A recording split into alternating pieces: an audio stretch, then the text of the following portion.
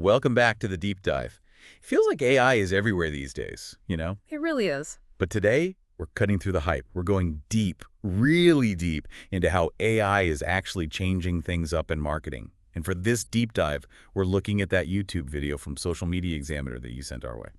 You know, what struck me is how the presenter, Michael Stelzner, compares this whole AI thing to the rise of social media. Oh, interesting. Like, rewind back to the early days of Facebook. Could any of us have predicted how huge it would become?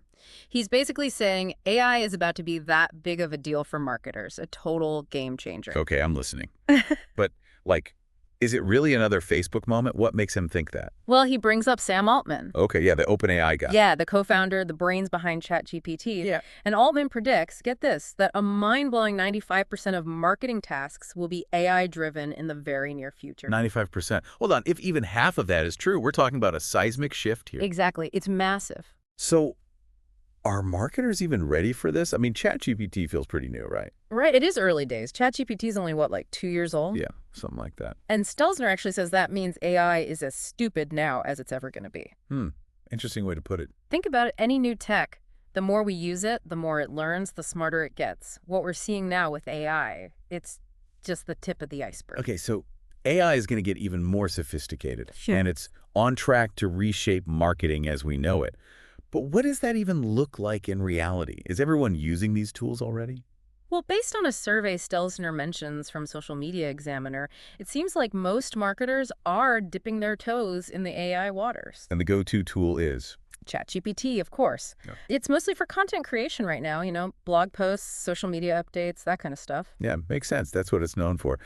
But are they actually seeing benefits from it, though? Oh, absolutely. The survey found that marketers are saving a ton of time, being more productive, and some are even feeling more creative. Think about it. What could you do with all those hours back in your week? All those repetitive tasks that AI could handle for you?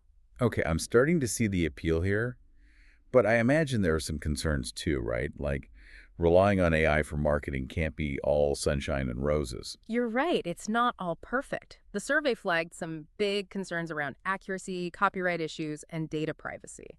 All valid things to consider when you're starting to use these tools. Okay, let's unpack those a bit. Let's start with accuracy. How can you be sure that the information AI is spitting out is actually correct? Stelzner's big on approaching AI with a healthy dose of skepticism. Good advice. Just because something's written well doesn't mean it's true. You always got to double check, fact check, and use your own knowledge to make sure things are accurate. Think of AI as a starting point, not the be-all and end-all. So more like a research assistant than a replacement for your brain. Exactly. Now, about copyright.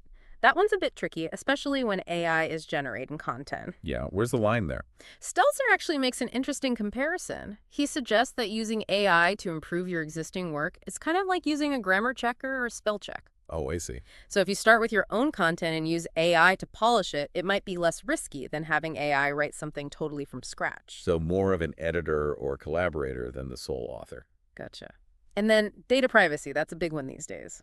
What's the deal with that in the AI marketing world?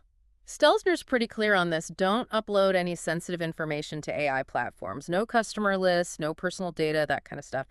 And be cautious with confidential business info, too. If it's not public knowledge, think twice before feeding it to an AI. Okay, so good data hygiene still applies in the age of AI. It's not a free-for-all. So we've talked about some potential downsides, but the benefits do seem pretty compelling. What are some ways marketers are using AI beyond just writing, blog posts? That's where it gets really interesting. The video goes beyond just basic content and dives into how marketers are using AI for big picture stuff, expanding on ideas, doing serious research, even making those strategic decisions. Give me an example. How could AI actually help someone make better marketing decisions? Imagine you're wading through piles of industry reports just to stay up to date. Well, AI could summarize all those reports for you, pull out the key points, and bam, hours of your life saved. That would be amazing. My to-read list is out of control. Or think about creating a whole new marketing strategy. You could feed AI your goals, your target audience, and it could suggest completely new approaches, things you might never have thought of. So it's like having an AI consultant on your team, working around the clock, crunching data, giving you insights. Pretty cool. And I remember Stelzner actually used AI to help him prep for this presentation, right? He did. He took the PDF of his industry report and put it into this Google tool called Notebook LM. It's like a super powered research assistant. Oh, yeah, I've heard of that one. And this tool created an audio overview of the whole report with two AI voices discussing the findings. Hold on, 2 AI voices. Wow. Like a mini podcast made from a PDF. Exactly. He played a clip in the video and it sounded so real. Like, it's wild what AI can do these days. It can analyze information and present it in a super engaging way. So not only can AI do the grunt work of analysis and research, but it can also help us communicate those findings in a way that actually resonates with people. Game changer. And to really drive home how impactful AI is, Stelzner even mentions how AI scientists won Nobel Prizes recently in both chemistry and physics. Oh, really? Yeah, it shows how much AI is already changing up different fields, and marketing is next. It's like the AI wave is coming and it's going to lift all boats. Makes you think about how to harness that power, and that's actually what the video explores next. So the video dives into just that, how to ride that AI wave. Okay, I'm ready to serve. Lay it on me. What are some of the tips for using AI effectively in marketing? Stelzner's first piece of advice is to get really clear on your goals. Like, how do you want to use AI? What do you want to do with it? So have a plan. Don't just jump in without thinking about what you want to achieve. Right. Be intentional about it. He also suggests connecting with other marketers who are also interested in AI. Oh, yeah, that makes sense. It's always helpful to have a community to bounce ideas off of, share resources, learn from each other's experiences. Totally. Especially with AI changing so fast, it's good to have people to navigate it with. It's like forming your own AI marketing mastermind group. Love it. Yeah. So what are some of the specific areas that marketers are most interested in learning about? He mentions things like automating tasks, the stuff that eats up so much time, scheduling social media posts, sending emails. Oh, yeah, all that stuff I do on autopilot. Freeing up that time would be amazing. Exactly. Marketers also want to learn how to use AI for data analysis, like really digging into all that data and finding those golden nuggets. Data everywhere. Making sense of it all is a challenge. Right. And of course, using AI for research is huge. No more endless Google searches. All those hours I've spent reading reports. AI could handle that. Sign me up. It can definitely make things easier. So there's a lot of excitement around those practical applications of AI. It's like AI can be a secret weapon for marketers to be more efficient and be effective. Absolutely. Okay, now let's talk about the actual tools, the ones making waves right now. Okay, hit me with it. What AI tools should I be adding to my arsenal? Well, this one won't surprise you, ChatGPT. Of course.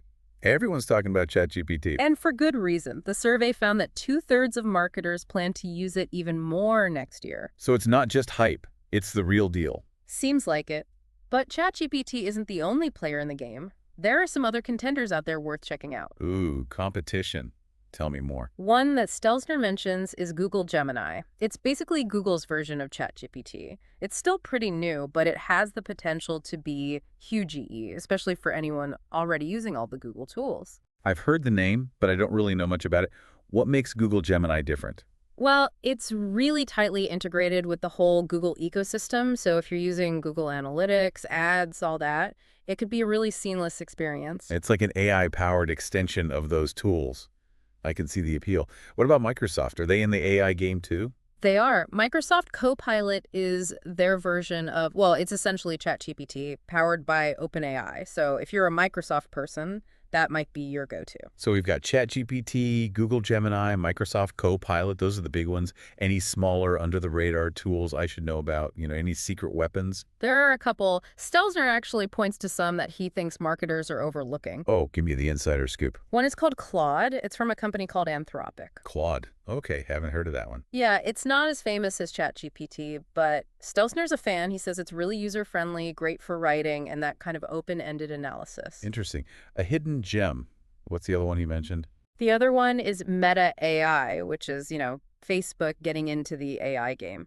Makes sense. Everyone's got to have their AI offering these days. Right. It's built right into Instagram and Facebook. So if you're focusing on those platforms, it could be a good fit. So there are definitely a lot of AI tools out there to experiment with. It's a little overwhelming, to be honest. It is. But remember, this whole AI thing is evolving like crazy. New stuff's popping up all the time. The key is to stay curious, try things out, and see what works for you. Yeah, the always be learning thing applies big time here. Speaking of learning, I remember the video ends with a Q&A where Stelzner answers questions from the audience. And I think that's where things get really interesting. Get to hear about the real-world challenges marketers are facing with AI. Totally. It's one thing to talk theory, but it's another to hear about those boots-on-the-ground experiences. All right, let's hear some of those questions. What are marketers most curious about? Well, the first question is one we've already talked about, copyright. Someone asks if it's okay to use AI to come up with copy ideas. It's a valid concern. You don't want to accidentally plagiarize someone. Right. And Stelzner doesn't think it's a problem. He compares it to doing a Google search for ideas, which, let's be honest, we all do. True. So it's like using AI as a brainstorming partner, not necessarily copying, but getting inspiration. Exactly. Another question that comes up is about ChatGPT, the free versus paid version. Someone says they haven't really noticed a big difference between the two. The age-old question is the paid version worth it? Stelzner's very clear on this one. He's team paid. He thinks that if you're serious about using ChatGPT, you got to shell out the $20 a month. Okay, so he's a believer. What makes the paid version so much better? Well, one big thing is that you can actually talk to ChatGPT in the paid version. Wait, really? Like, have a conversation with it? Yep. You can just ask questions and get real-time responses. It's a game changer for people who think better out loud. That sounds way more intuitive than typing everything out. Yeah. Anything else? The paid version also gives you access to more advanced models, like the O1 preview, which is supposed to be even better at, thinking things through. So you get what you pay for. Hmm. More AI power. Yeah. Okay. What else were people asking? There was a question about writing good AI prompts, how to get the best results out of these tools. It can be tricky. Yeah, I've definitely struggled with that. Like, how do you phrase things to get what you actually want from the AI? Stelzner has a simple but effective tip. He says to start your prompt by telling the AI to act like someone specific. Act like. I'm not sure I follow. What does he mean? Okay, so let's say you want to write some copy for a new real estate listing. Instead of saying, write me some copy about this house, you could say, act like a copywriter who specializes in luxury real estate and write some killer copy for this listing. Oh, I see. So you're giving the AI a role to play, which helps it generate more targeted responses. Exactly. It's like giving it a persona to step into, which helps it focus and create better content. I like that. Okay, what else? Someone also asked about creating social media graphics with AI. Like, is it better than using Canva? Yeah, that's a good question. I've seen some pretty cool AI-generated images, but can they really replace human designers? Stelzner recommends trying out a tool called Ideogram. It's designed specifically for making graphics with AI. He was impressed with the visuals it can create, and it can even handle text in the graphics, which is pretty neat. So it's like Canva, but with AI in the driver's seat. I'll have to check that out. What about the big picture? Like, how do you create an AI strategy for your whole marketing plan? I feel like that would be overwhelming. It's a good question. Someone in the audience was feeling lost on that too, and Stelzner's advice. He says, start by asking AI itself for help. Wait, seriously? Ask AI how to develop an AI strategy. He says you can totally do that. You could ask something like, we're launching a new product, how should you talk about it on TikTok versus Instagram? Let the AI give you some ideas. Wow. So instead of stressing about figuring it all out yourself, use AI as a brainstorming partner. Exactly. And don't be afraid to ask AI those clarifying questions too, like, what info do you need from me to give me better advice? It's like, remember, you're in control. AI is a tool, not the boss. Right. You're guiding the AI, telling it what you need. Oh, and there was another question about building large language models or LLMs, like the tech behind ChatGPT. Someone asked how marketers could help companies build their own. Whoa, that sounds super technical. Like, what could a marketer even DO in that world? Well, Stelzner says marketers actually have a lot to offer. They can start by doing audits to see where AI could fit in, what processes could be improved. So using their marketing knowledge to spot opportunities for AI across the whole company, not just in marketing itself. Exactly. And they could help design those first test runs for different departments, get feedback, and then help scale it up across the whole company. Be the AI champions, basically. That's a cool way to think about it. It's not just about using AI, it's about being a part of bringing that AI into the whole business. Yeah. And marketers could also help build custom GPTs, like AI applications that are specifically designed for certain tasks or industries. So instead of using a general chat GPT, you could have an AI trained on your company's data that really gets your specific needs. Right. And who better to guide that process than marketers who understand their audience and the market? It's kind of mind-blowing to think about marketers could be involved in creating these cutting-edge AI solutions that change their whole industry. It's a really exciting time. And on that note, someone asked about AI marketing certifications, like, are there any official credentials you can get? Ooh, yeah, I'd love to add AI Marketing Master to my resume. What do you say about that? Stelzner says don't trust any AI certifications right now. Well, seriously, why not? He thinks it's all moving way too fast for any certification to really mean anything. Like, the tech is changing constantly, the best practices are evolving. Makes sense. It'd be outdated before the ink even dried. So what should marketers focus on instead of certifications? He suggests building a portfolio of projects that show off your AI skills, proving you can actually use these tools to get results. So actions speak louder than words. Yep. Now, another question that came up, and this is a big one, is about data privacy. Someone's worried about uploading confidential info, like customer personas, to AI platforms. Yeah, I get that. It's a tricky balance getting the benefits of AI while keeping that sensitive information safe. Stelzner agrees it's tricky, and he says to be cautious. He points out that ChatGPT, for example, has a setting where you can prevent your data from being used to train the model. So there are ways to protect your data while still using the tools. Good to know. Right. And speaking of protecting data, he shared a story from his AI Explored podcast. A guest, Brian Piper, talked about how his university actually created a custom GPT that was trained to act like a college student. What? A GPT that acts like a student. Why would they do that? Because their target audience, IS college students, they basically build a virtual focus group. Oh, that's so smart. They could use it to test out their marketing messages before launching campaigns, get feedback directly from their target audience. That's brilliant. It's like having a direct line to your ideal customer 24/7. Exactly. And because AI is so good at processing tons of data, it might pick up on things that humans miss. It's pretty mind-blowing. And it reminds me of that idea you mentioned before about using AI to create virtual personas of your target audience. Yeah.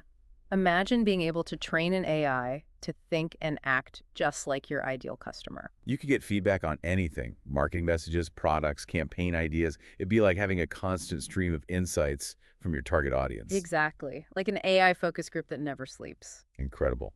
Okay, any other questions from the Q&A that stood out? Oh, there was one about video creation tools. Someone wants to know what Stelzner recommends for that. Yeah, that's a big one. Videos everywhere these days. He admitted he hasn't really dug into the video AI stuff as much yet, but he mentioned Adobe as a company to watch. They just had their Adobe Max conference and showed off a ton of new AI-powered video features. So Adobe Premiere Pro, which is already super popular, is getting even more AI power. Video marketers, take note. Yeah, definitely worth checking out. I think the whole Q&A was really insightful. It gave a good sense of what marketers are thinking about, the practical stuff they're wrestling with when it comes to AI. It's a good reminder that AI is a tool, a powerful one, but it's not a magic solution. You got to use it thoughtfully. Exactly. The bottom line is AI is here to stay. It's changing marketing in a big way. And the question for all of us is, are we going to ride this wave or get swept away? I know where I want to be on that surfboard. Right there with you. It's been a fascinating deep dive into the world of AI and marketing. We've covered a lot of ground. How AI is changing things up, the potential benefits and challenges, the tools, the strategies. And most importantly, how to actually start using AI to level up your marketing game. If you're feeling inspired to explore more, we'll have links and resources in the show notes. And remember, the best way to learn is to just jump in and start experimenting. Totally. See what you can create. That's it for this episode of The Deep Dive. Thanks for joining us.